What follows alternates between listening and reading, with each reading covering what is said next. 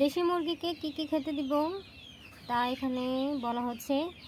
পেঁয়াজ কুচি, আম কুচি, মিষ্টি কুমড়া, ভিতরের যে ইটা থাকে নরম ইটাটার কুচি, মিষ্টি কুমড়া ছিলকাও আছে, আমের ছিলকা আছে, সবই আছে এখানে। সাথে পেঁয়াজ কুচি একটু দিয়ে দিয়েছি, তার সাথে আমি একটু লবণ মিক্স করব।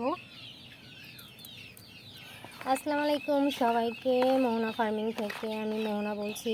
আমার দেশি মুরগি আছে, আমি দেশি মুরগি পালন করে থাকি। আমি আমার নিজস্ব অভিজ্ঞতা থেকে এটা শেয়ারিং করতে এসেছি যে আপনারা এগুলো দিতে পারেন, অবিচ্ছেদ্য অংশ এগুলো আমাদের রান্নাঘরের। যেমন আমের এই ছোকলাটা ওরা খুব মজা করে খাবে, এটা আমার মনে হয় শরীরে পুষ্টিগুণও বাড়বে। কারণ এটা ছিল অ্যাকচুয়ালি যে আম ছিল সেই আমটা হচ্ছে গিয়া পোকা ধরা আম ছিল, সেটা তো আমরা খেতে পারবো না, সেটা কিন্তু ওরা খুব মজা করে খায়। একটা যদি আপনি আলাম আমও দিয়ে দেন তাহলে খুব মজা করে খায় ওরা, আমি দেখেছি।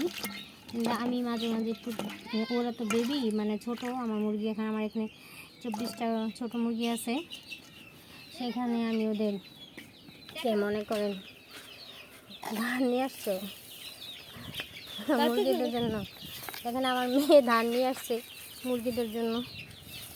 তো এখন আমার ওরা কতটা মজা করে খায় তাই আমি আপনাদের দেখাবো,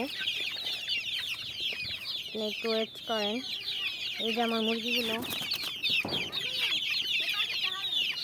ওকে, এই যে আমার মুরগিগুলো। তো এখন আমি ওই যে দেখেন, ওরা খুব মজা করে খেয়ে নিচ্ছে। যে কোনো সিল্কার সাথে, যেমন মাথার সাথে একটু লবণ খেলে কিন্তু খুব ভালো লাগে।